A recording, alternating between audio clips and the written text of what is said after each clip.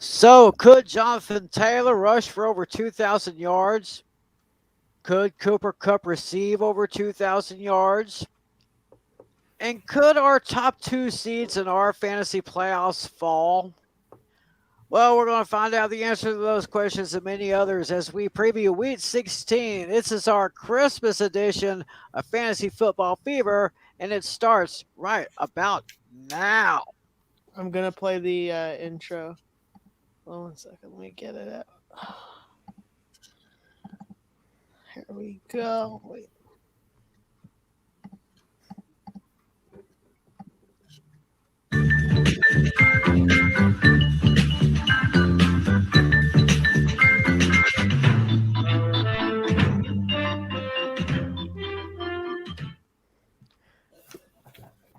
Hello, everyone, and Merry Christmas to all of you.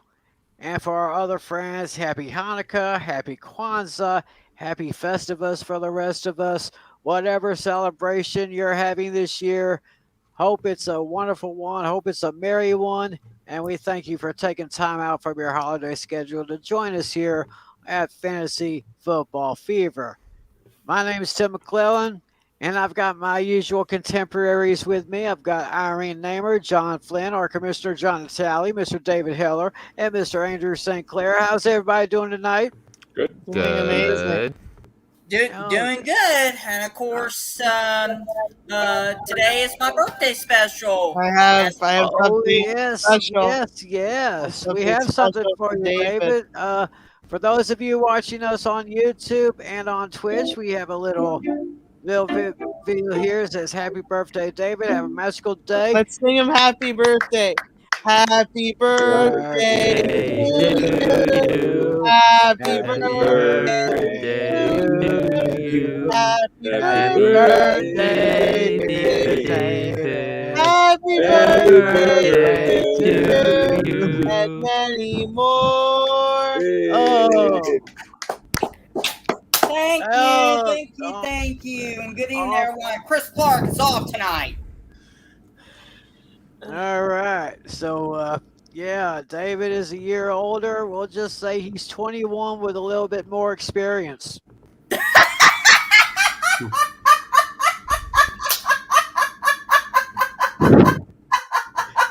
I just had to say that there. Hopefully, he had a wonderful day. Yeah. 21 with more experience, more like 2 more years of experience. Okay, I got you there, brother. But anyway, why don't we go ahead and roll on into this edition of Fantasy Football Fever? As always, we start with Irene's hot topics. So, Irene, what do you got for us this week? Hi. So for starters, we have Bush and the NFL League has extended their multi-year partnership, which means they are going to be advertising for I believe it looks like beer here. So their beer supplier Bush is being steadily promoted, as you can see right there. And then the other headline that I see here, NFL and NFLPA statement on COVID protocols. The NFL is having many issues with players not being vaccinated, and they're experiencing major setbacks with players being kicked off the league or dilemmas. So this is why we need this, and it's insane. This is what, they're making sure people are safe, and this is extremely important. The other headline here we have is Indianapolis. Jonathan Taylor tops the Pro Bowl voting by fans, and what this means is that he earned more sponsorships due to this.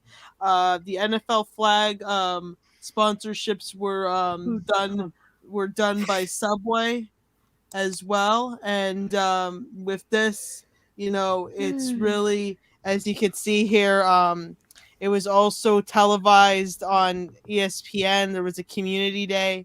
There was also, um,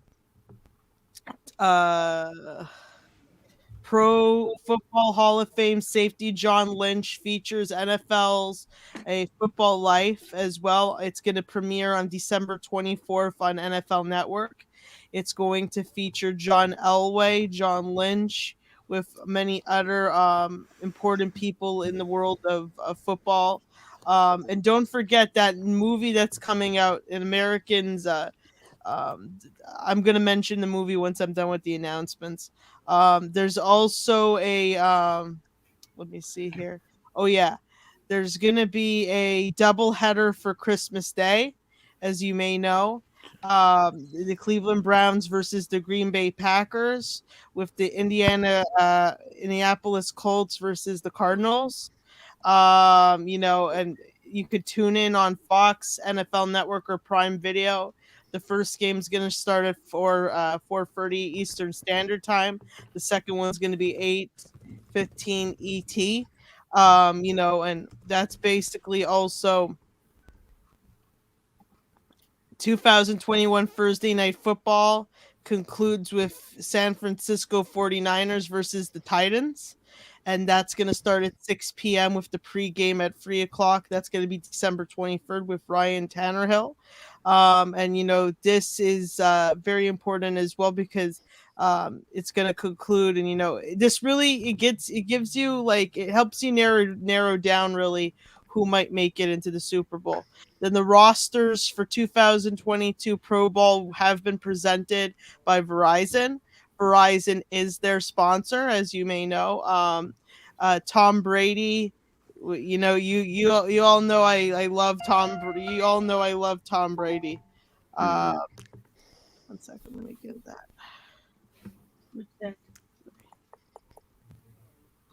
Yeah, she loves her Tom Brady. Yeah, We all Tom know. Brady, and then also they're offering tickets. There's a group vote.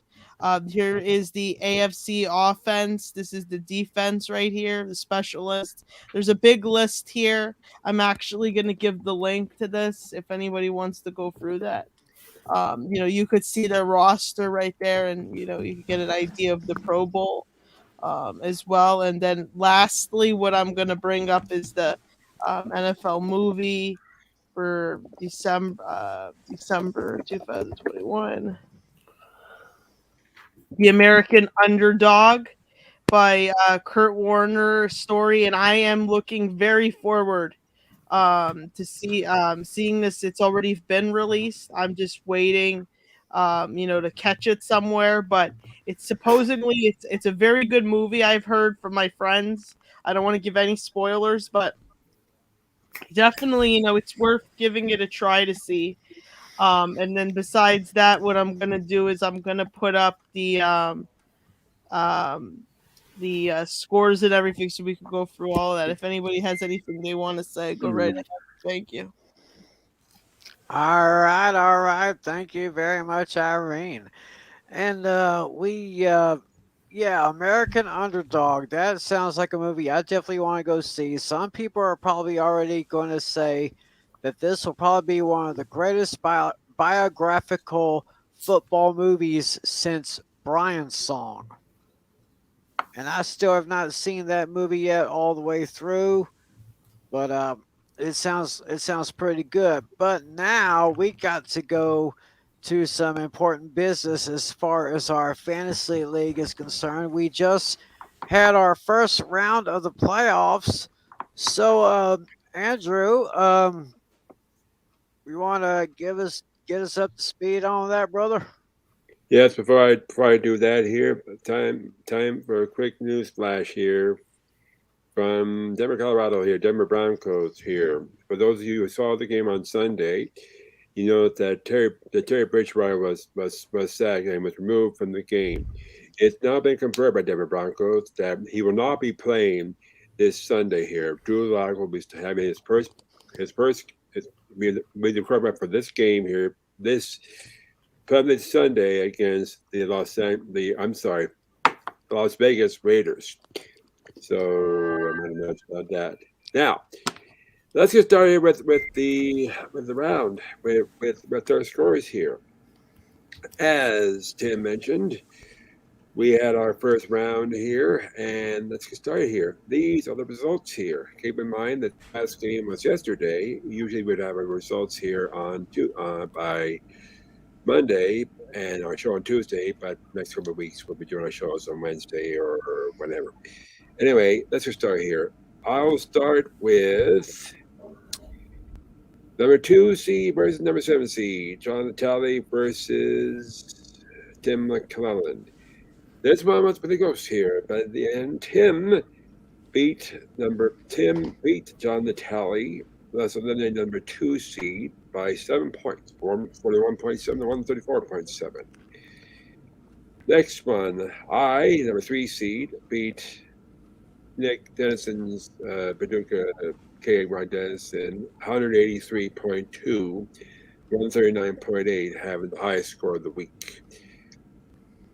I did my best to help Nick out there. So for this week, it's gonna be myself versus Tim in round 2. In the top tier, we had Irene being Alex Putnam's by analysis with a score of 135.4 to 116.2.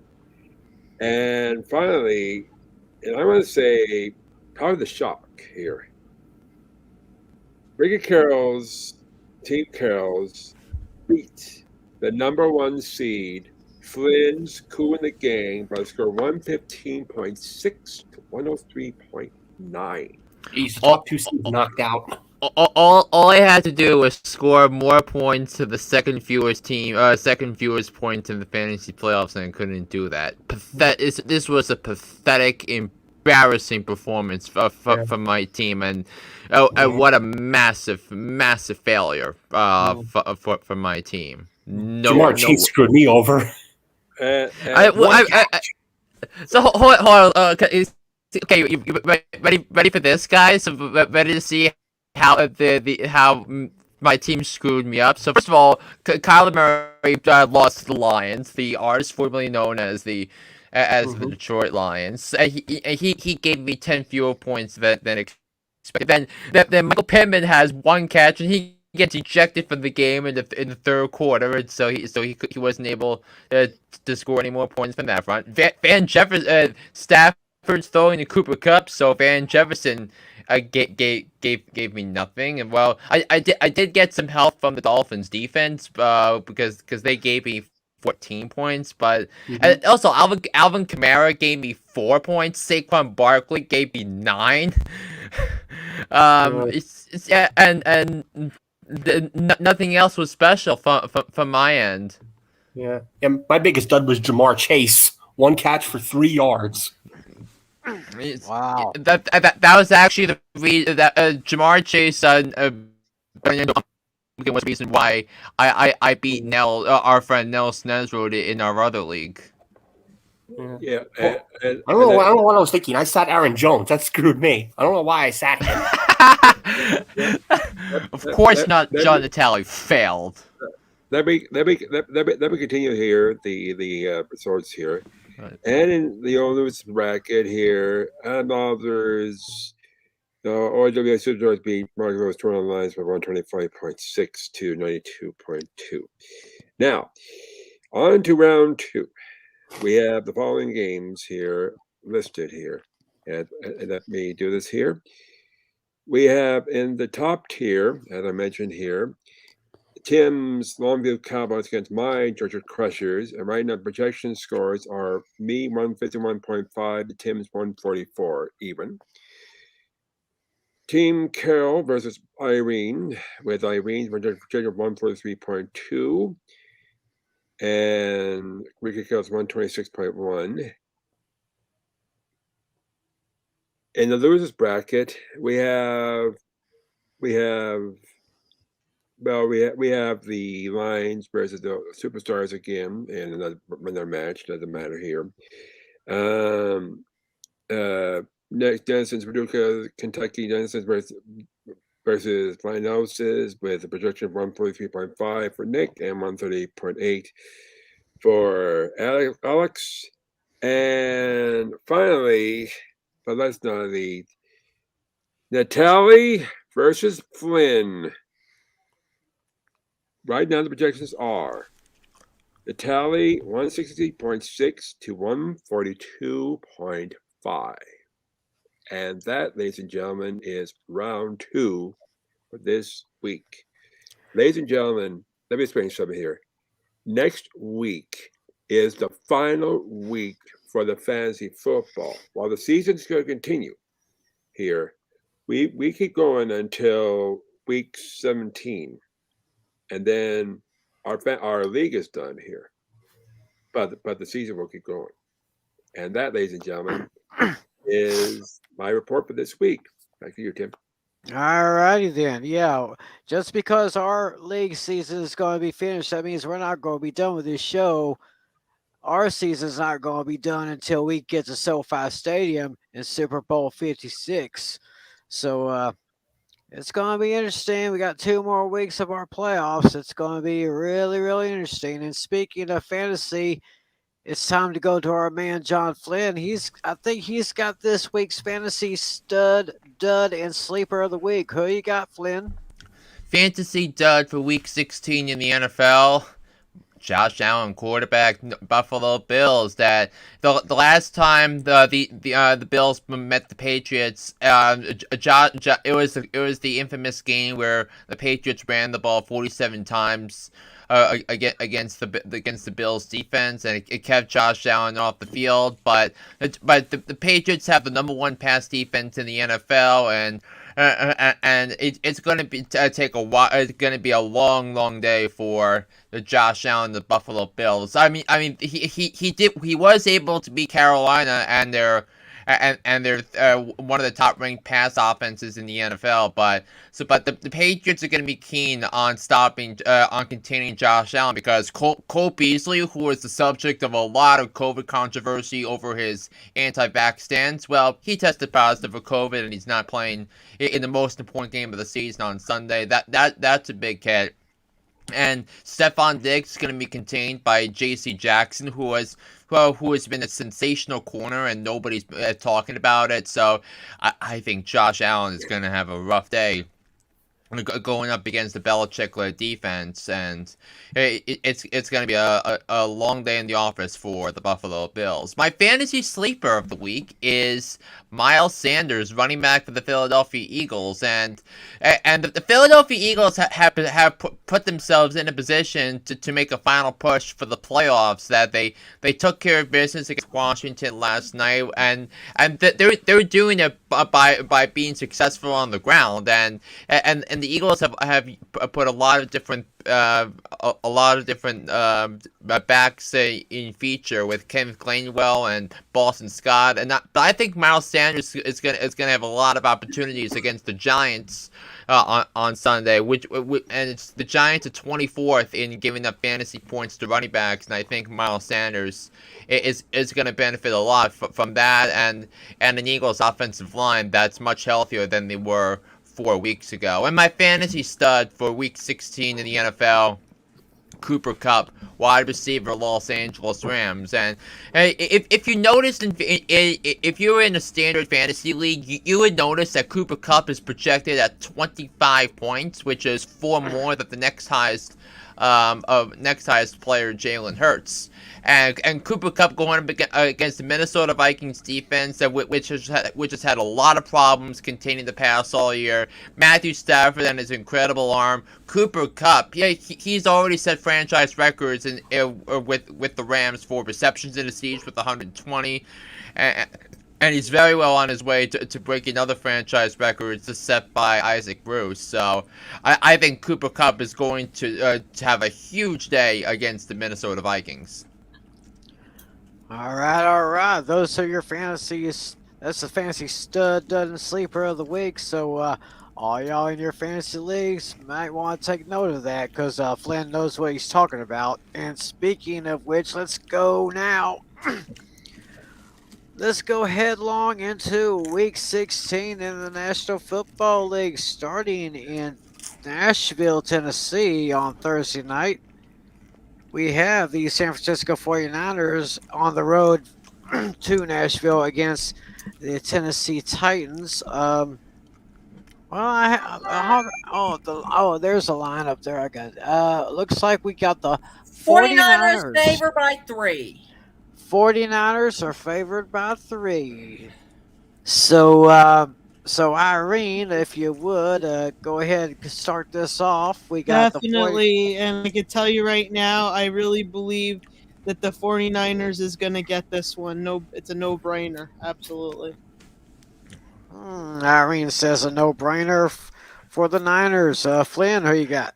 I had a lot of people thinking I was a nutcase for picking against the Tennessee Titans. Here's why I picked against Tennessee last week, and this is why Tennessee lost. Number one, so you take out Derrick Henry, you take out A.J. Brown, you take out Julio Jones, and Ryan Tannehill turns into a double agent. The Tennessee Titans are the most fraudulent first-place team in the NFL. So and that they have no depth on offense, that Ryan Tannehill is not a special quarterback, and the defense has had a lot of issues all year, and nobody's been talking about it. The Titans have won a couple of games thanks to dumb coaching decisions by the other team. The Titans have won a game because a couple of games because the other team was nowhere near prepared. And by the way, the Titans have lost to the Texans and the Jets as some of the losses of the season. The 49ers are I trust the San Francisco 49ers a lot more in big spots like this than Tennessee. I think the 49ers are going to win this game by a touchdown, 27-20, Andrew. Well, I'm a partially agree with you here, Flynn. I think the Titans are not going to do. I bet the thing San Francisco is going to. They're going to do some good here for once here, but I'm not going to. I'm going to go 7 points here, but I don't think it's going to be big. But as big as you here, Flynn. I'm going to say 21-14 San Francisco. David? Yeah, I definitely agree with Flynn's points. He mentioned, in fact, Flynn and I were talking about Tennessee on Messenger, and Flynn did bring up some very good points. I really think that, without question, while honestly, I think to a certain point, I think Tennessee is the most fraudulent first place team in the NFL. However, I really don't think they're really fraudulent. It's just that I think right now the Titans are dealing with a lot of injuries right now. Obviously, they're without Derrick Henry. They're without some of their best wide receiver cores in their offensive depth, and without that, Ryan Tannehill looks like a second string starting quarterback in the NFL. I definitely agree with Flynn. I trust the Niners more. Give me the Niners to win by 10, 30-20. San Francisco. Natalie? Yeah, this was a hard one, but to be honest, I'm going in the opposite direction. The Niners are going to be without Elijah Mitchell, so they're going to have a problem with the run game. And I don't know. Something tells me the Titans are going to get their act together, especially at home. So give me the Titans 28-24. Oh, well, it seems to me as if I think Natalia is going to be the lone wolf here, because I'm kind of going in the way of San Francisco, basically based on everything that Flynn just said. They say the Niners to pick by 3. I say that the 49ers will win by 3. I'm going to take the Niners by a score of 24-21. Now we got two Christmas Day matchups here, and I would say not really spectacular matchups, but I'd say interesting just the same. First, at 4:30 Eastern time, we have the Cleveland Browns at the Green Bay Packers. Packers favored by 7.5, Tim. Packers favored by 7.5 on Fox, NFL Network, and streaming on Prime Video. So, Irene, who do you got here? Packers, please. Enough said, Flynn. Yeah, the Browns' season's a failure, and that Monday night's loss against the Raiders was the final straw. I'm taking the Packers. All right, Andrew. I agree. I agree. You know, the Browns, they stink. I think. Let me look here. Why not? I might as well. I think the Packers are actually going to devastate here, Cleveland. I'm making this. I'm going to say Packers 31-10 here, and I'm making this my lock of the week. Okay, so Andrew's going to be locking up the Packers for this week. Hey, David, what you got here? Yeah, I really think I'll say this about the Browns, and in particular Baker Mayfield, because I could probably speak more about Baker Mayfield since he was the quarterback at Oklahoma, since I am a Sooner fan. I really think that Baker Mayfield, I'm going to probably say the same things that Flynn said about the Tennessee Titans. I really think that Baker Mayfield is probably the most fraudulent top-tier quarterbacks in the NFL right now. Even though Mayfield didn't start last week, and even if Baker would have started last week without the COVID issues, I really think the Browns would have still lost to the Raiders anyway.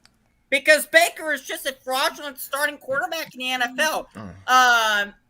You know, his performance, when you look at everything about Baker Mayfield this season in particular, and maybe perhaps even if you go back to 2020, they stink. They absolutely stink.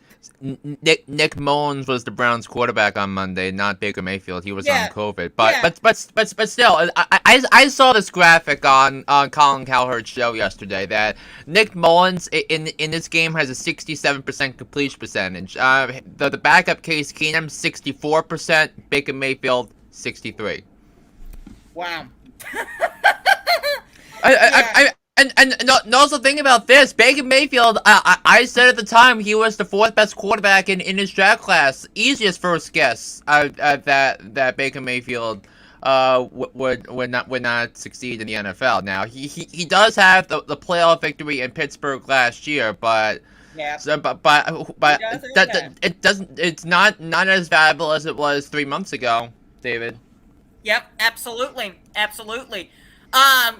I really think that even if Baker was a start, I still think Packers win this one. Give me the Packers to win this one by 2 touchdowns.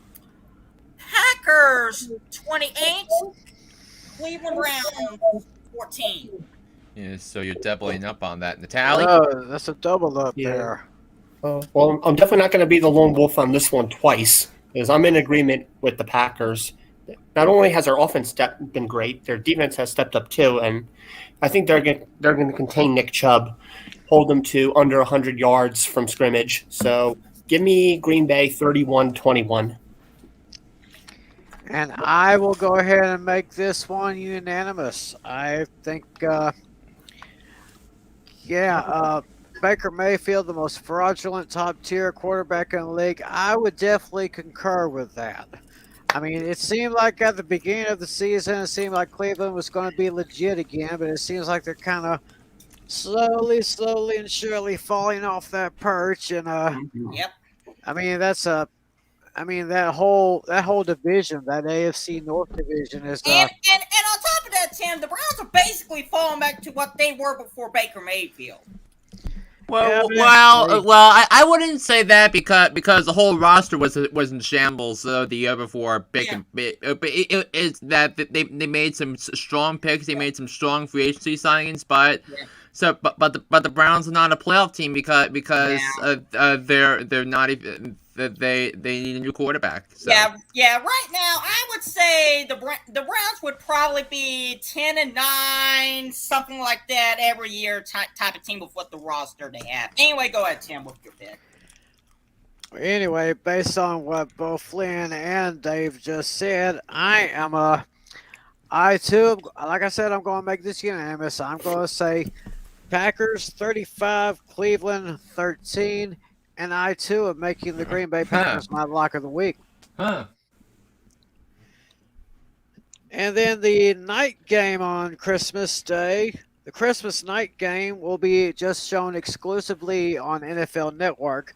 It's the Indianapolis Colts at the Arizona Cardinals. Cardinals favored by just 1 point, Tim. Just 1 point. And speaking of Oklahoma, you got Kyler Murray in that one, and it looks like yep, it's only a 1 point difference there. So nearly a pick 'em here, Irene. So who are you going to take here? I'm gonna have the Indiana Colts, please, because the reason why I say that is it's David just pointed it out perfectly. It's only differentiating by 1 point, and based on how the Colts have been playing lately, they seem promising. So wait, I'm gonna play my upset special. Do you ever feel like a misfit? Everything you Well, alrighty then. Looks like Irene's got her upset special here. Flynn, what do you say about this one? Yeah, I'm in agreement with Irene. I think Indianapolis' offensive line is better. I think that they've been playing like a cohesive unit for the last 2 months, and Jonathan Taylor's success on the ground proves that there's no signs of them slowing down. I'm gonna take the Colts. And my final score for this one is Colts 28. I think it's gonna be a terrific game that comes down to the last couple of minutes. All right there, Andrew. What do you say, sir? This one is more close compared to the other game. According to what Flynn showed earlier, this was definitely a pick'em, and I still think it's a pick'em. The Cardinals got upset by Detroit. That's right, folks. Detroit has now won 2 games this season, and we thought they were going to get 1. Good for them. They still suck. Anyway, I think this one is going to be so tight, so close that I think this has to go into overtime.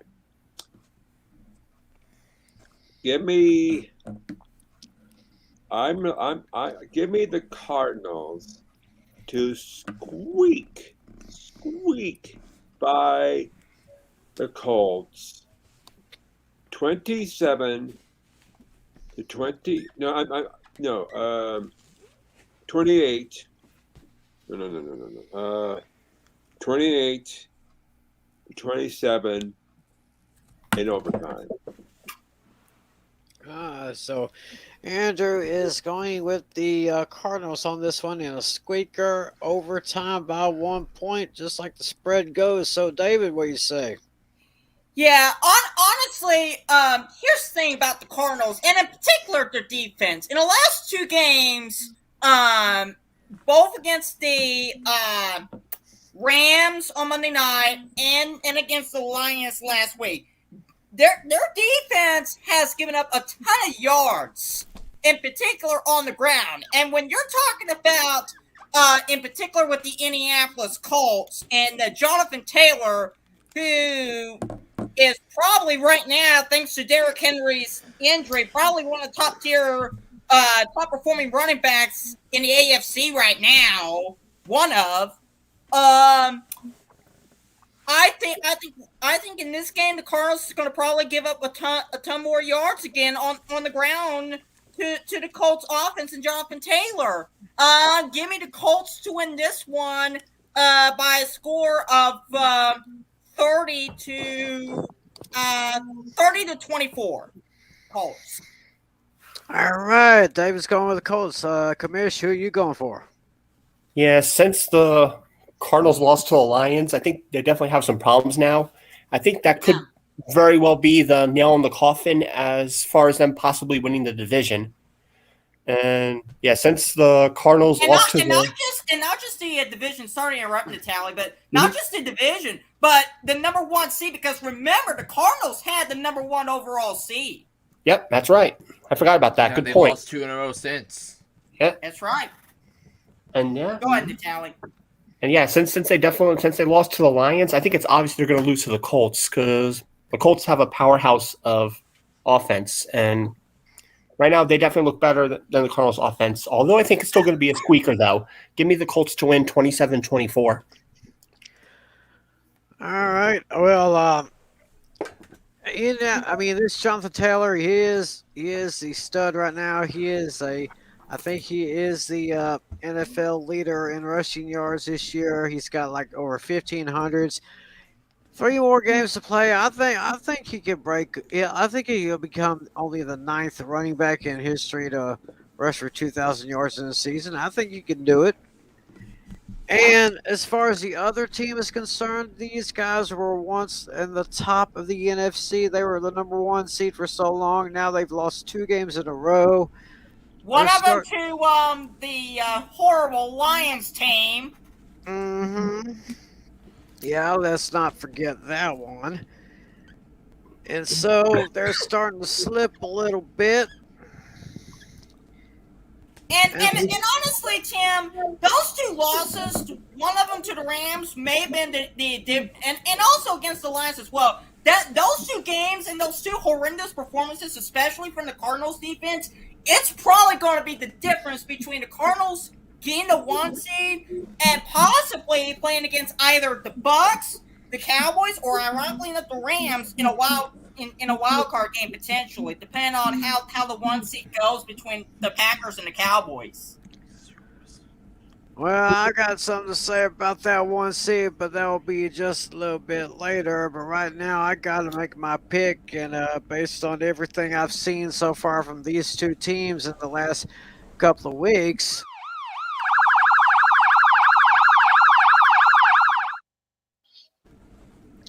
Yes, I'm sounding the alarm, folks. This is my upset special. I'm taking Indianapolis 27, Arizona 20. The Cards have fallen, and I think they will continue to fall. Yeah, no doubt about that. And I also say that Jonathan Taylor will get the 2,000-yard mark here very soon. Yep. Those are the Christmas Day games. Now let's go to Sunday when the after Christmas sale starts, and these games will be played. First, we have a snoozer game, in my opinion, the Detroit Lions at the Atlanta Falcons. All right, we need to see the line. Yeah, let's see the line on that one. Well, the current line, according to what Flynn says, is the Falcons by 6. Scroll down, Irene. Scroll down. Scroll down. Keep going. Try to say stop. Keep going until we see. Keep going. Oh, there we go. 6. Stop. And it's 6. Oh, go back up. You had it there. Go back up. You had it, then you lost it. Stop. But we'll see. So, I mean, Irene, give us your pick for Lions Falcons while you're For Atlanta Falcons,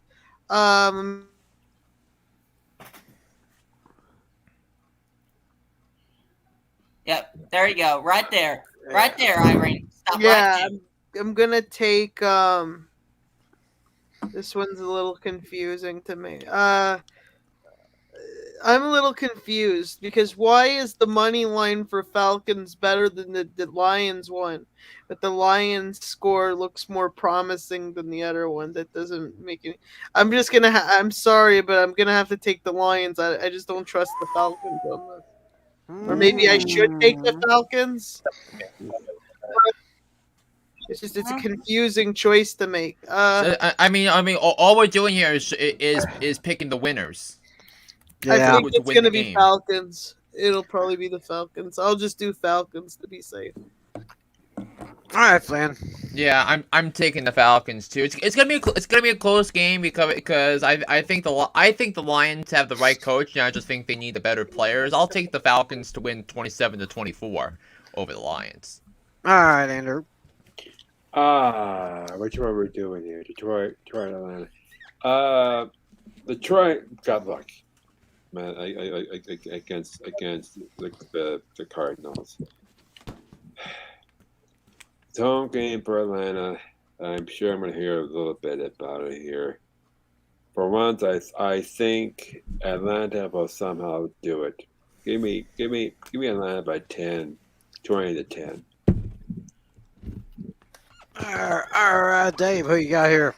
Yeah, definitely. Dan Campbell is a really, really good coach. If management of the Lions decide to get rid of Dan Campbell after just one season, there might be a riot there in Detroit. He's one of those coaches that even I would play for. I really think Dan Campbell is going to be a fine coach. He just needs better players in Detroit, honestly. Like Flynn said. As for this game, give me the Falcons win by exactly 6 points, 26-20 over Detroit. All right, the tally.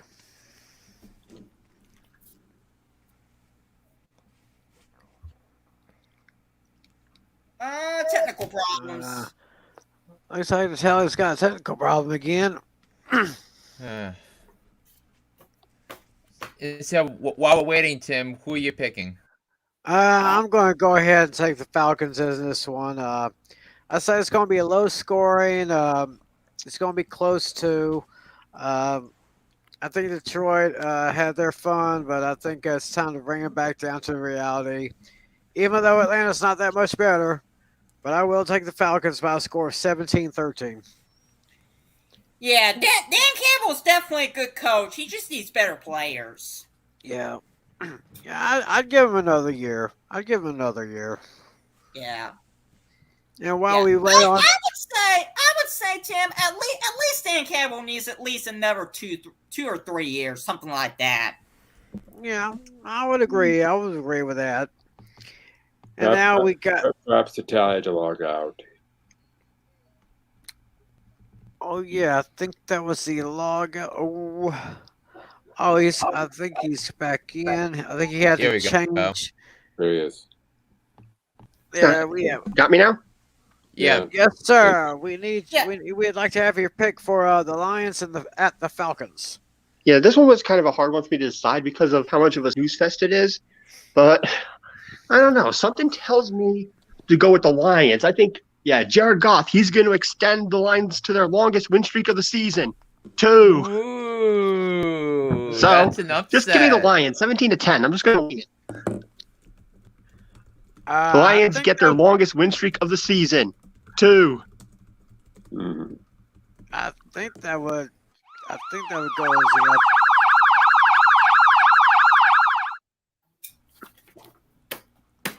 Well, I don't see anything wrong with that pick there. I mean, Detroit has kind of warmed up here a little bit. Let's go to Cincinnati.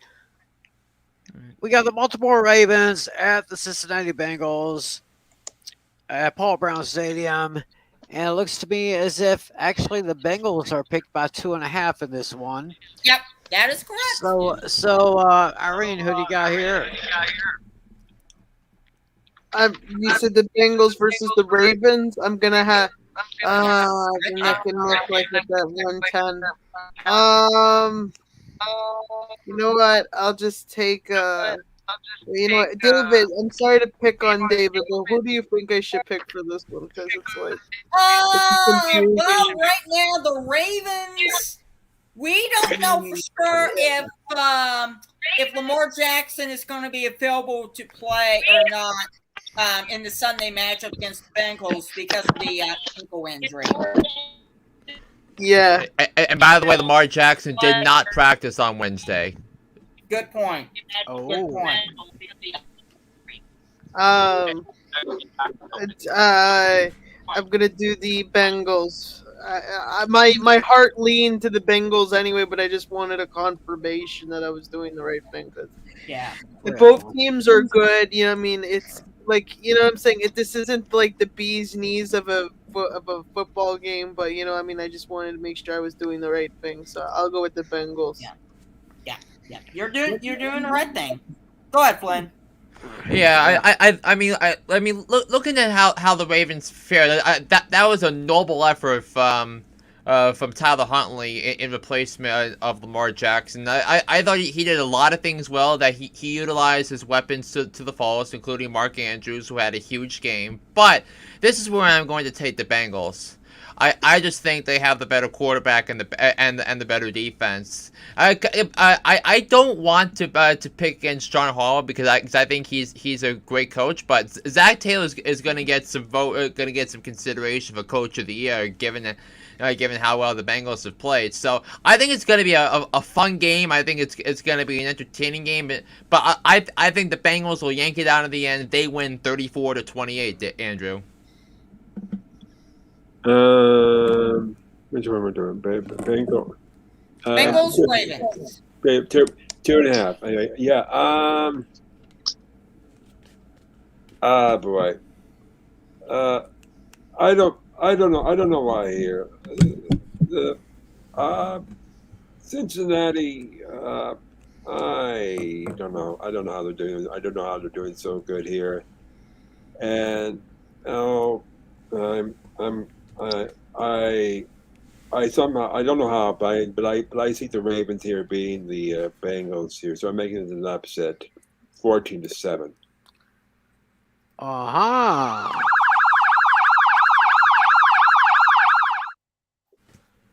Someone tells me I'm going to be wrong though. All right, Dave. Yeah. I think right now, given the fact that the Ravens are without Lamar Jackson, and like Flynn said, he didn't practice at all. In fact, I don't even think he's even practiced at all this week. Give me the Bengals to win this one. They do have a better quarterback. Give me the Bengals to win this one by a touchdown, 28-21. All right, then, Natalie. And this one's kind of a tough one. I think in the end, I see the Ravens getting their act together. I hope that now they've learned from their mistakes. Stop doing 2-point conversions. That's how they lost their previous 2 games. I think they're gonna take it easy and play small ball. Go in 21-20 in a squeaker. Ooh, that's another upset here for the tally. Oh yeah, that definitely is. And I'm gonna say Baltimore is starting to slip off that perch from the AFC North. They were getting pretty tough here, but I don't know exactly what happens. I mean, people are starting to figure out Lamar Jackson now, in my honest opinion. And for that reason, I'm going to take the Cincinnati Bengals to beat the Ravens the Bengals at home over the Ravens by a score of 24-21. And now we have an interesting matchup here. It's the Los Angeles Rams at the Minnesota Vikings. Yep. All right, Irene, let's get that game up there. We are looking at Rams. The Rams are favored by 2.5, according to... Rams favored by 2.5. So, Irene, who are you going to I'm going to go with the I think last week I went with the Rams anyway. So I'm going to go with the Rams with this one. Like you know what my problem is to be completely honest to you.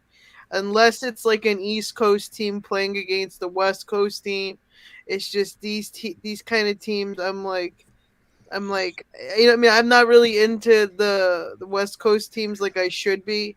You know what I'm saying? So that's my dilemma. So it's like they probably do have good players. I'm not going to discount that, but it's just based on how I've seen the Rams play against the Vikings these days. They're being brutal on the field, so I'm gonna go with the Rams. That's why I'm thinking.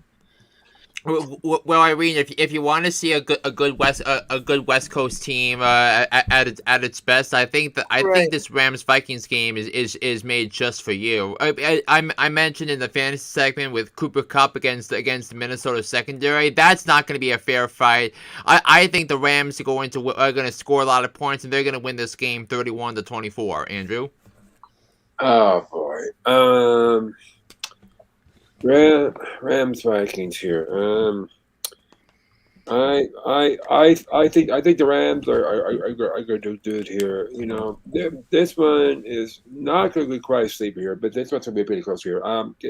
Give me the Rams here by field goal, 17-14. Interesting, David. Yeah, I think if you're a fantasy owner and you have Cooper Kupp in your fantasy lineup, he should be your starter, because I really think that Cooper Kupp is going to run all over the Minnesota secondary in this game. Give me the Rams to win this one by a score of 31-21 over the Vikings. All right, then a tally.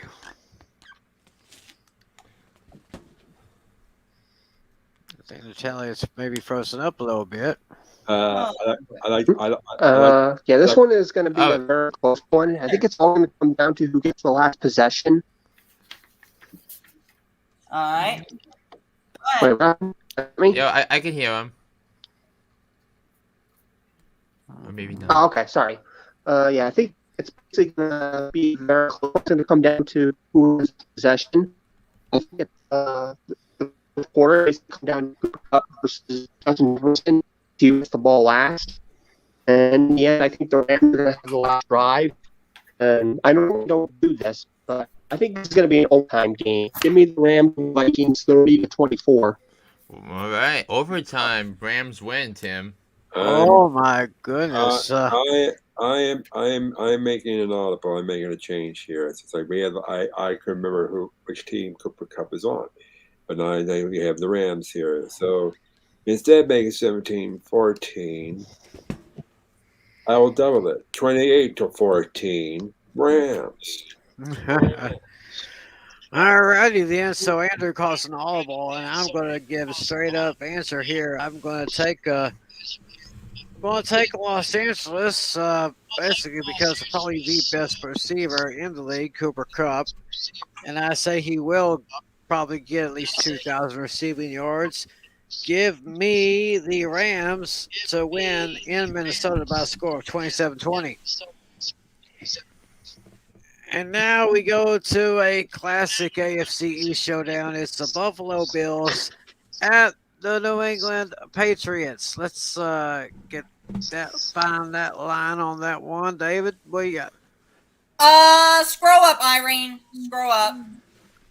Yeah, I thought I saw 2.5 earlier. Yeah, I saw 2.5, but I just want to double check. Yep, 2.5. You posted 2.5 earlier today, Flynn. Yeah, 2.5.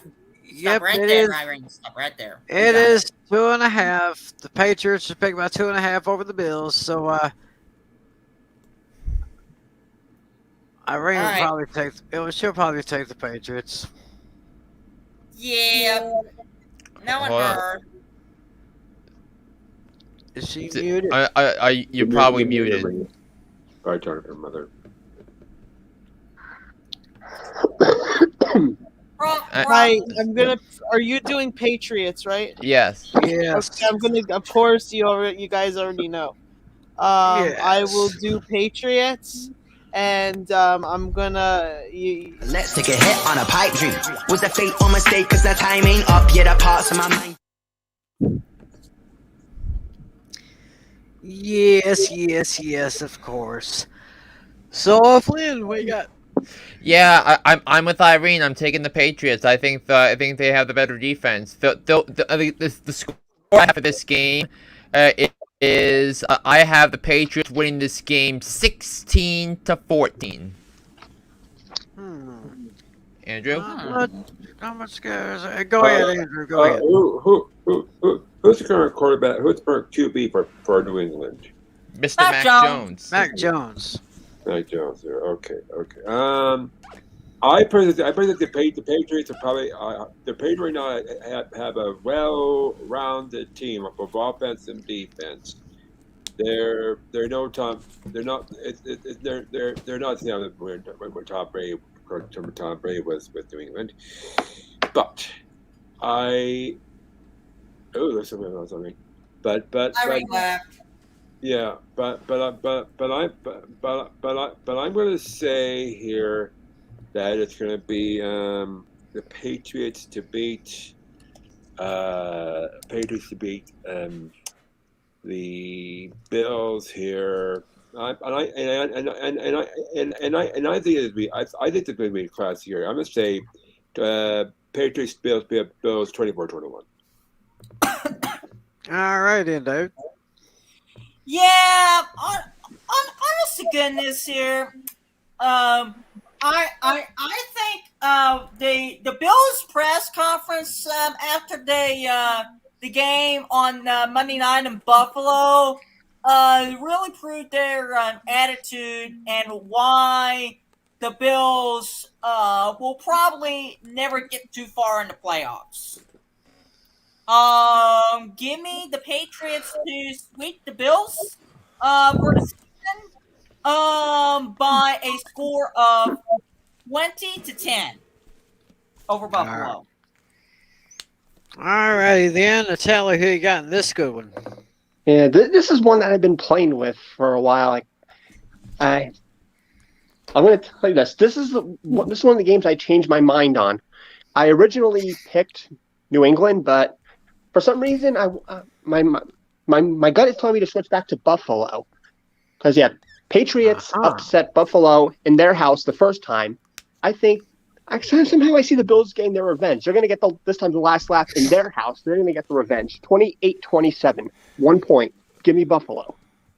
So Natalie's been against been picked opposite from us for half the time today. Mm-hmm. A lot of different picks from you today. All right, Tim. Yeah. That's how I won last week. I was the only one to pick the Steelers, I believe. No, I picked Pittsburgh. Oh, okay. Yeah, and also we both of us picked Houston, while the rest of you picked Jacksonville. Okay. Well, thinking about this one here, I'm going to take New England. Yeah, they do have a better defense here. Buffalo is probably better known for their offense. Give me the Patriots to win.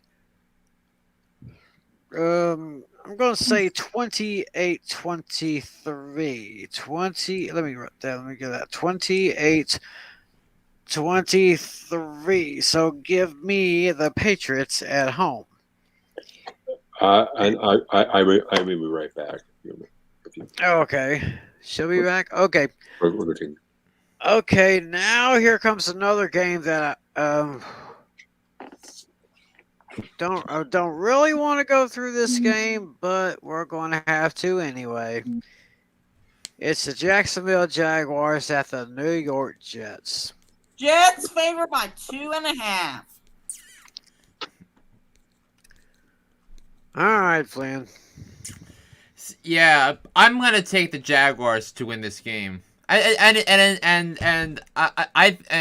think that Robert Saleh testing positive for COVID. I think it's a significant deal when it comes to this game because I think that the Jets need like a leader to get them ready in a game day situation, and I'm gonna take the Jaguars. I think they'll get their first win without Urban Meyer, and I think James Robinson is going to go off on the Jets. So James Robinson was one of the guys I was considering for my fantasy start of the week, but I went with Kupp instead. I think the Jaguars have a better quarterback, and I think they have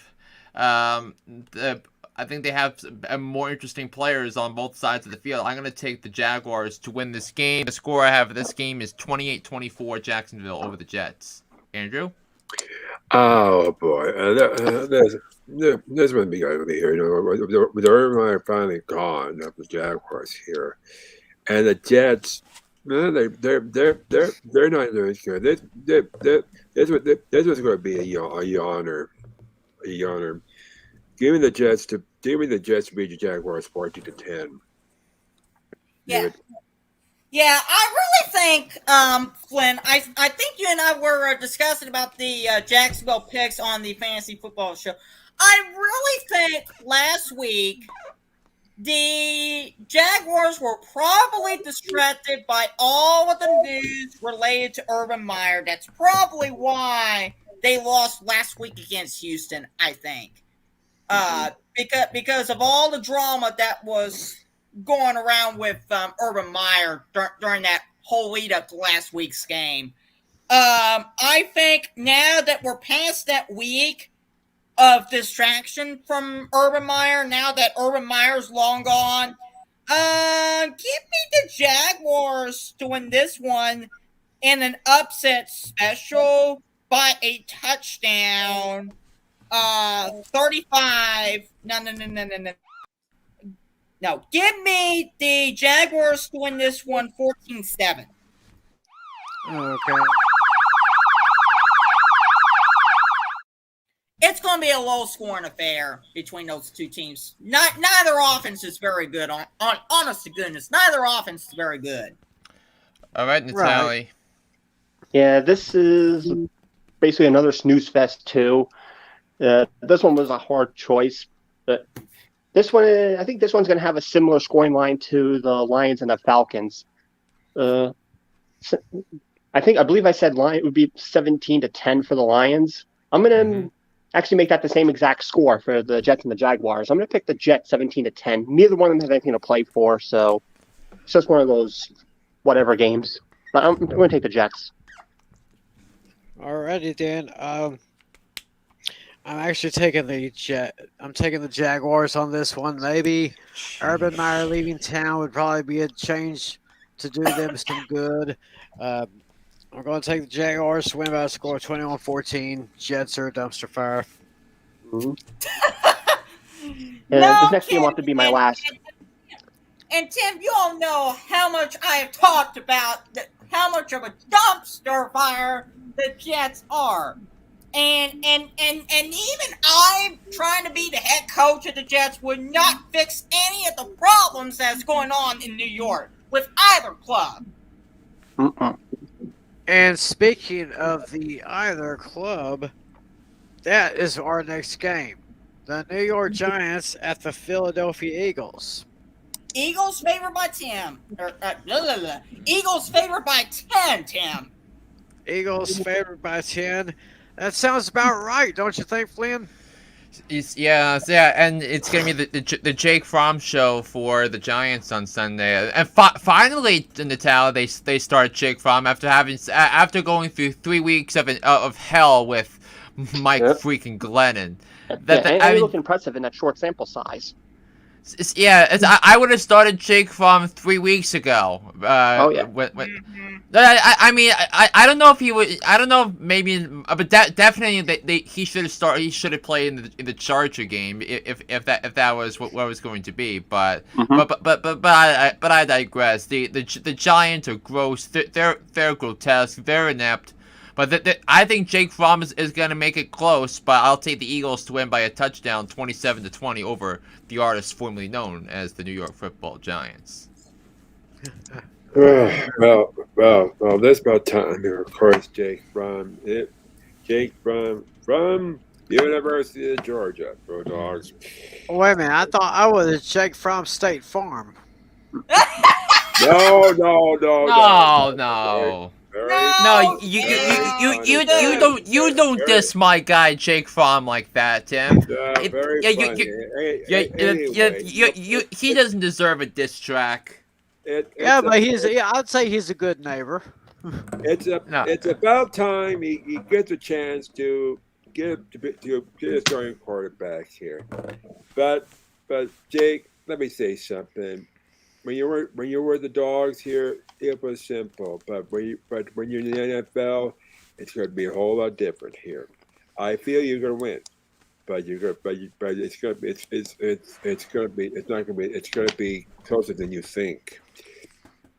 Give me the Eagles to beat the Giants here, and I'm going to go under this. I'm going to go under the spread here.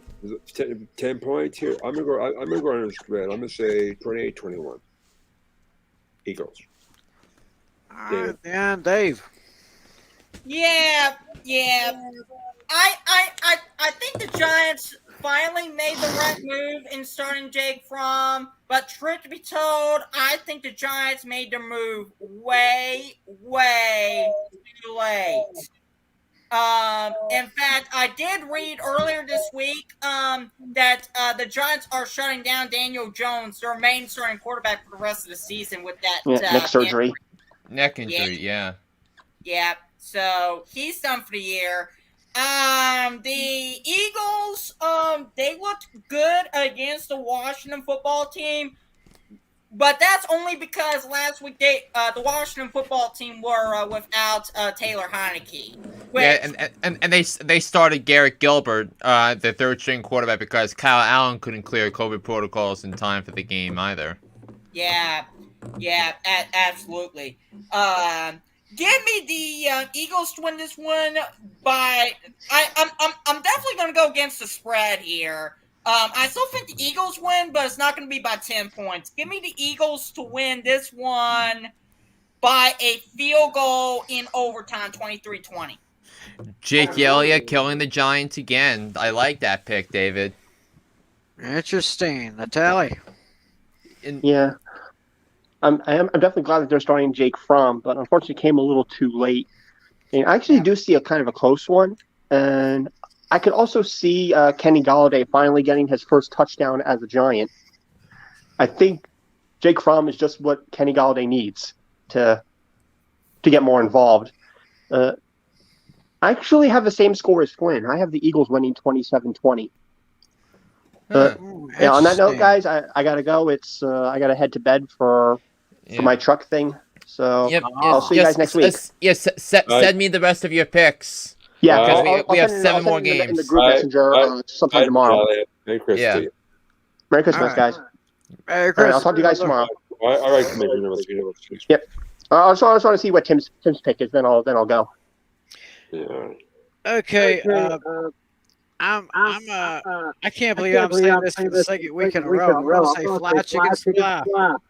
Give me the chickens to win those dwarfs by a score of 24-17. Woo! All right. Bye, guys. All right, see you, Natalie. Merry Christmas, brother. Merry Christmas. All right, it's in the chat. So with that, we are going to move on to Carolina. They're at home against Tampa Bay. And I think we know what that means. Hating from the sideline, a flag on the play. Like Julio with them. Yeah, so what's the line for Tampa Bay at Carolina? Tampa Bay for Carolina. 11? Yep. 11. Yeah, Buccaneers favored by 11. Probably the biggest spread of the week, actually. It is the largest spread, as a matter of fact. Yeah. All right, Flynn. Yeah, see, this is the genius of Tom Brady, right? So Mike Evans goes down, Lenny Fournette goes down, Chris Godwin tears his ACL, he's out for the year. So what do the Bucs do?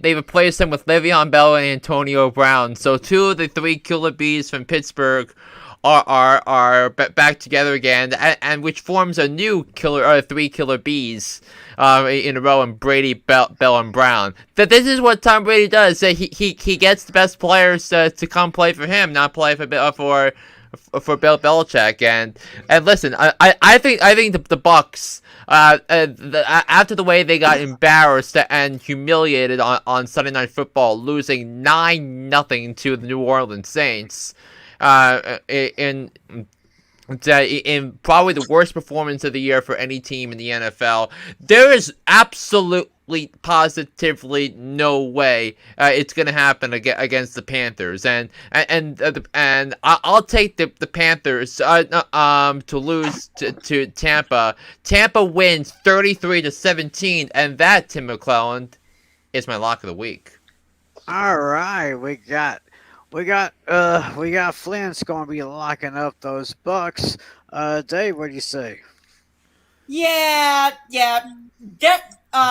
Obviously the Panthers. We don't know who their starting quarterback's going to be. Is it going to be Cam Newton or is it going to be who's that ever guy? Sam Darnold. Sam Darnold, or is it going to be PJ Walker. PJ Walker? Thank you. That was the other one I was trying to think. It wasn't going to come to my mind. I really think the Panthers have a quarterback problem. Give me the Killer Bees of Tampa Bay to win over the Panthers in Charlotte, North Carolina. Not by 11 points. How about 30 points? 30-0. Wow. What is that your lock of the week, David? No. Not my lock of the week. I have my lock of the week, but that will come later. Okay. Interesting. Go ahead, Andrew. What you have? Bucks, Panthers? Tampa Bay and Yes. Carolina. Well, first of all, I believe from what I heard of Cam Newton, I think he's gone. I don't think he. I read his source here. Cam Newton might be back with the Panthers here, but the Bucks are just too overpowering here. I'm not going to make it as big as David says here. No, I'm not 31-0, but I'm gonna say that's all shut up. But I would say 21-0 Bucks. All right, I'm going to be a little bit more generous to the Panthers as you guys are, but I myself am taking the Bucks right here. It doesn't matter if it's Cam Newton, don't matter if it's Sam Darnold. Or PJ I don't care if it's that other guy. I mean, hell, I don't care if they call Jake the Loam to come out of retirement. They're not going to beat Tom Brady. So give me the Bucks to beat the Panthers by a score of 30-13. Notice I said Jake Delhomme. Next, another game here that doesn't really get my attention. We got the Los Angeles Chargers against the Houston Texans. Chargers favored by 9.5. Yeah, I'm picking the Chargers 33-18. Is that what I have on my sheet here? No, I have the Chargers winning 31-18. I think the Chargers bounce back after their overtime loss against the Chiefs, and then the Texans going from Jacksonville, one of the worst rosters in the NFL, to an above average one in the Chargers. I think the Chargers win 31-18. Well, for this one, I'm partially agree with you, Flynn, but I'm going to drive each one by 1 point here. Give the Chargers here to beat the Texans here 30-17. David? Yeah, I'll take the Chargers to win this one 34-10 over the Texans. The Texans is probably one of the second worst rosters in the NFL right now, behind the aforementioned Jacksonville Jaguars. And this game, I am making this my lock of the week. All right. Okay, so he is going to lock this. I hinted when we were talking about Bucks Panthers that it wasn't my lock of the week, that this game would be my lock of the week, and that's the game. That's exactly the game I'm locking up. All right, I got you, and I'm gonna agree with everybody. I'm taking the Chargers to win this one by a score of 31-10. So, yeah. All right, now we go to the late games on Sunday afternoon, starting with the Chicago Bears at the Seattle Seahawks. Seattle is favored by 7. All right, Flynn. Yeah, as the immortal Adam Shine would say, get Matt Nagy, Chicago Bears, the hell off my TV. I mean, I didn't even bother to watch the game on Monday night between Minnesota and Chicago, but I because I knew Matt Nagy had no idea what he was doing out there, like, and some of the play calls, I mean I mean. Is Matt Nagy the new Jason Garrett of offensive play callers? I mean, you tell me. I think the fact that the defunct Seattle Seahawks are favored by the fact that the defunct Seahawks are favored by 7 tells you everything you need to know about the status of the Chicago Bears. Seahawks win. Seahawks cover 24-14. All right, Andrew. For this one, I'm gonna use an example here. Give me a second here. You can't see my room here, but just take a look at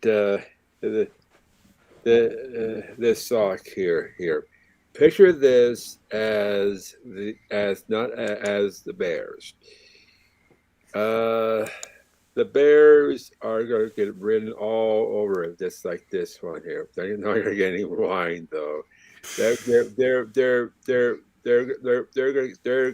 to get whipped, and I mean whipped by the Seahawks. Give me the Seahawks to beat the Bears 28-3. Whoa. Yeah. We're talking a whooping here, folks. Yeah. I'll go ahead and use a one of the terms that I get from one of the servers that I used to be in, but I still get that from there. Contempt of court, perjury on Matt Nagy. Get the flip out of my court. Who do you think you're talking to? I mean, what in the world? Seriously, what in the world was Matt Nagy doing last week? Can anybody tell me what in the world was Matt Nagy thinking on Monday night? There's just no telling what's inside that hard head of his. Exactly. You can't. I mean, my goodness, he is probably the Jason Garrett of the NFC North. I'll just say that right now. And Tim and I both had to go through this garbage when we had Jason Garrett as head coach all those years. Tim and I both know what it's like. Right. And so I'm going to agree with Andrew somewhat. It's going to be a whooping as well.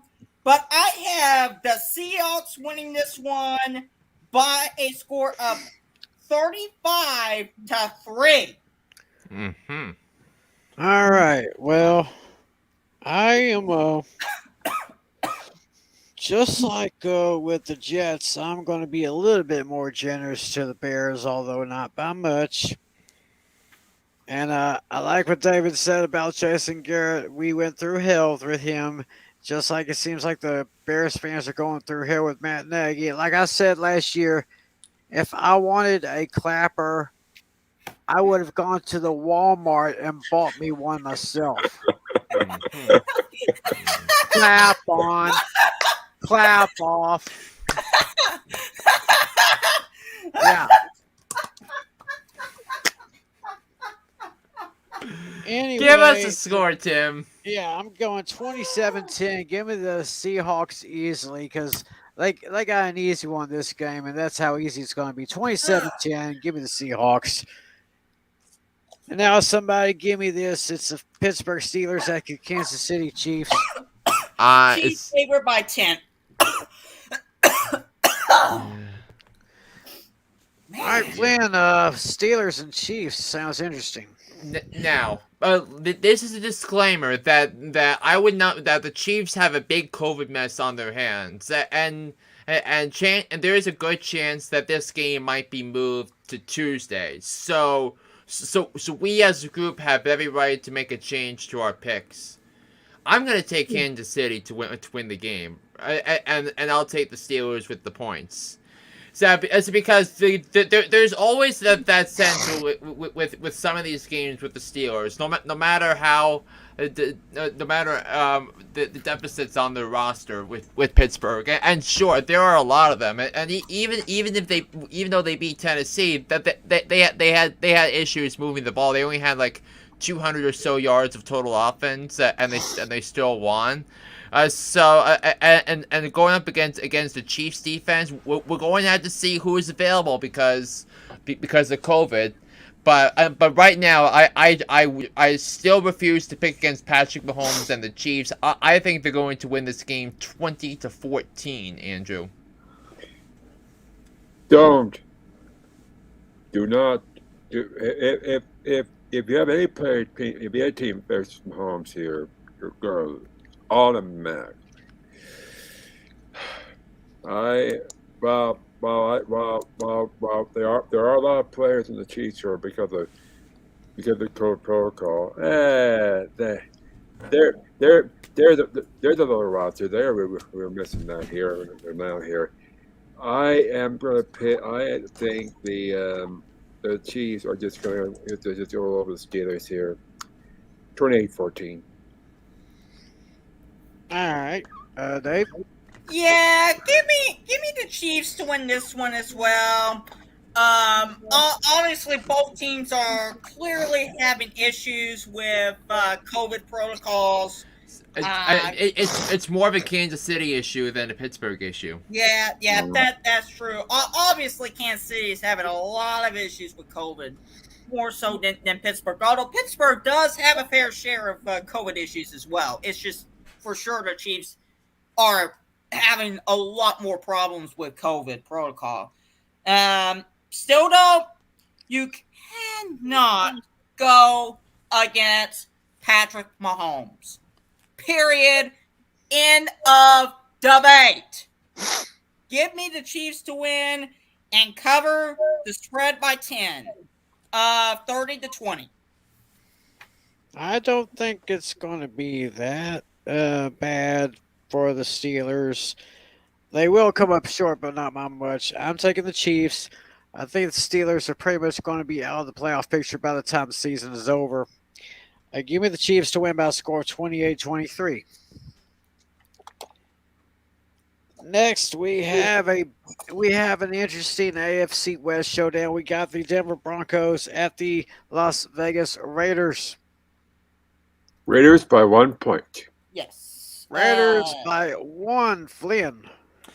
I'm gonna take the Broncos to win the game. I hope this is the game where I break apart from you guys. It probably isn't, but the fact that the Raiders almost lost again to Nick Mullins tells you everything you need to know. And Derek Carr bailed the Raiders out with a tremendous, desperate last-minute drive to get Daniel Carlson into field goal range to win the game for Vegas and keep their slim playoff hopes alive. But I think the Broncos and I mentioned this to Andrew I think off air earlier tonight, but I think the Broncos are a legit quarterback away from being a Super Bowl contender. So I'm going to take the Broncos to win this game 26-13. I'm doubling up with that. The double up game, Andrew. For this one, I might agree. As I mentioned earlier in this show here, Terry Bridgewater is out here today, and Drew Lock will be the first game as a quarterback for the Broncos here. Drew Lock, he's been all right here. However, they're going to be in Las Vegas here, and I personally hate the Raiders. In fact, I have a shirt from many years ago that said, I hate the Raiders. You know, the curse and stuff that they don't do here. I don't know how they're going to happen here. but I think the Broncos will somehow beat the Raiders in Las Vegas here. Barely. 17-14. Dave. Yeah, truth to be told, I really don't think I'm gonna go that low of a score like Andrew is going. I'm gonna go just a bit higher, and that is despite the injury to Teddy Bridgewater. The Raiders got lucky against the Browns. If I really think that if the Browns did not go 3-and-out in their final possession of the game, the Browns would have won. That was a killer possession for the Browns. That was a killer. Yeah, for sure. If they did not go 3-and-out, the Browns would have won last week. Give me the Broncos to win this one by a score of 27-24 over the Raiders. And I will take the Broncos to beat the Raiders in this game. I got a score of 24-16. Okay, we have a viewer, Paul Miller. He says, let's see what he says here. Yeah, he's going against us, and the fan vote is picking the Raiders. Mm-hmm.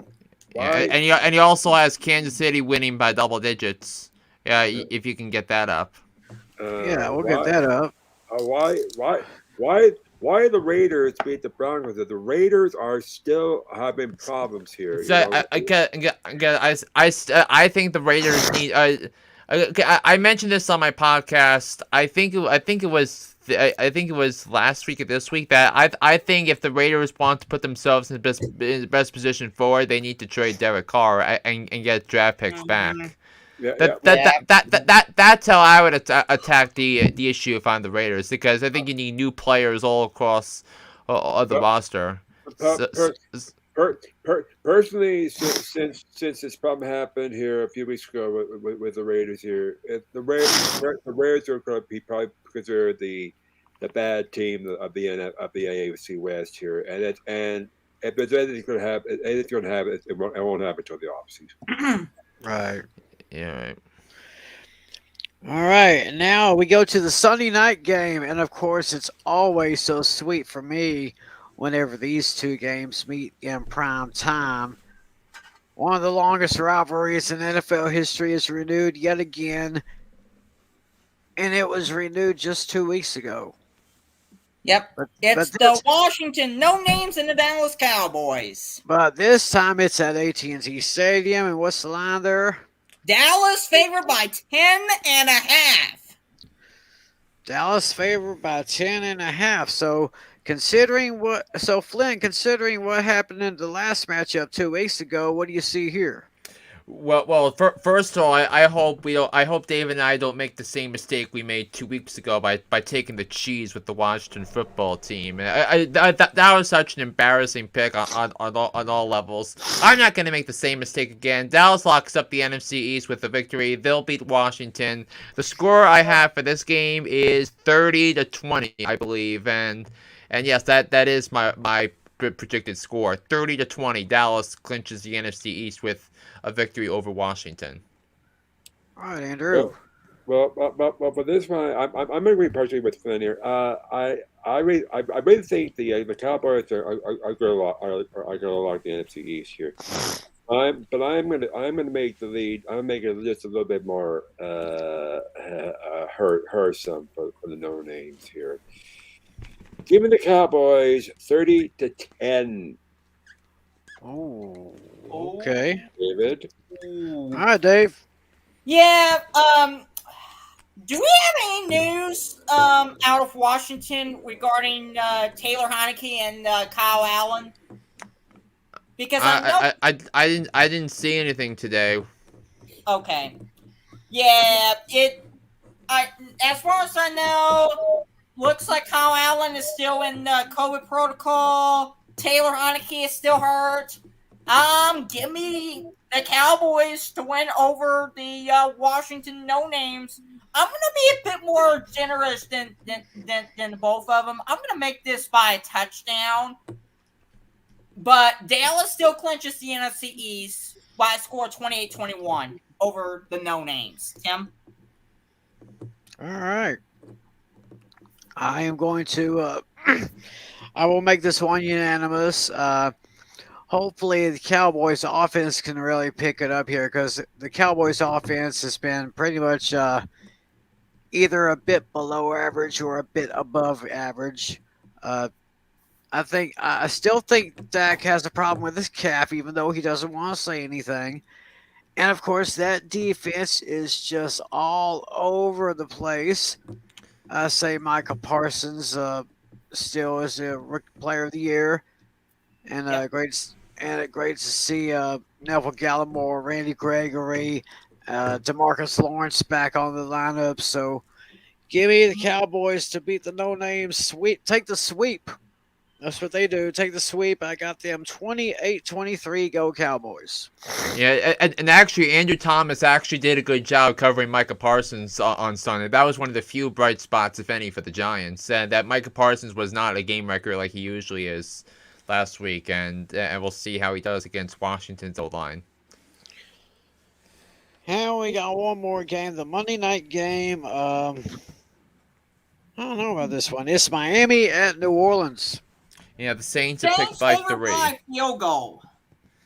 Saints by 3. Wait a minute. Let's see what Paul said here. He's going with Cowboys as well.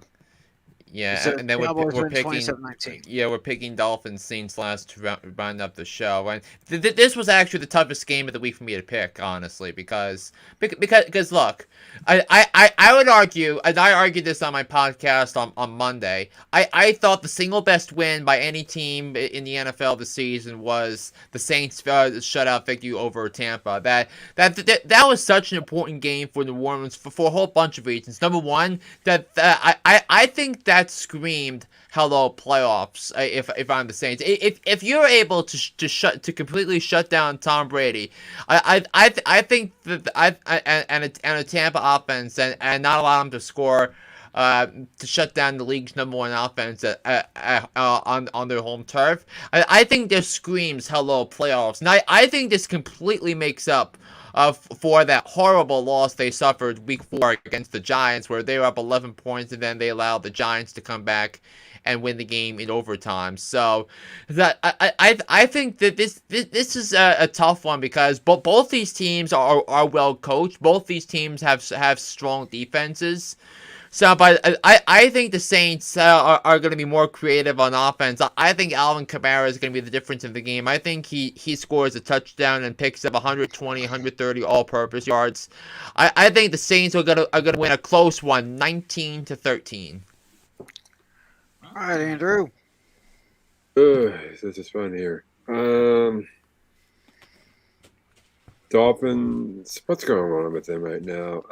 They're not doing that good that season, as far as I'm concerned. The Dolphins are 7-7. They've won 6 in a row. Yeah. The Dolphins have won 7 in a row after starting 1-7. They're not going to make the playoffs. They're still not going to make the playoffs anyway. No, I don't think they're playoffs. They never were at the start of the season. No. Give me the Saints by 7, 21-14. Yeah, as I just said, the Dolphins have had a good run after starting the season 1-7 to be 7-7. I still don't think the Dolphins make the playoffs. Saints. Here's the thing: when you shut down Tom Brady and the number 1 offense in the NFL on their home turf. That says a lot right there. Give me the Saints to win this one by exactly a field goal, 26-23 over Miami. Tim? All right. I am going to wrap this one up by saying that New Orleans will take care of Miami by a score of I'm just going with – that's not quite – of course, I had my upset special earlier, but I could probably see New Orleans taking down Miami here. Give me the Saints 20-10 over the Dolphins. And with that, I think my throat is dry for some reason, so I think we got to call it a night. Another great show. Oh boy, we're almost done with our fantasy league for this year. I can't wait to see how this one ends. Of course, I can't wait to see how this season ends in the NFL. I want to thank Irene Namer and John Natali. They had to leave early, but I wish them a Merry Christmas. I want to wish a Merry Christmas to my buddies John Flynn, Andrew St. Clair, and David Heller. And Merry Christmas to you too. Happy holidays. Yes. Merry Christmas to you too, Tim. And Merry Christmas to all of you watching us on YouTube and on Twitch, and all of you listening to us on Apple and on Spotify and all those other great places. We can't do this show without you. We don't want to do this show without you. Y'all be careful out there. Hope Santa is good to you. Hope he brings you a lot of presents. Hope you enjoy all the games this week. So, I guess we'll just say goodnight. And we wish you a Merry Christmas and all that good stuff. So until next week, when we get to do the final show of the calendar year 2021, for all my friends, Tim McClellan here. God bless you. And as always, be a good sport. Merry Christmas. And let me get that here. 15 seconds to air. Stand by all cameras. Ready with slow motion and isolated cameras. Stand by videotape and roll tape. And tape is rolling in less than 5, in 3, 2, 1. Take tape.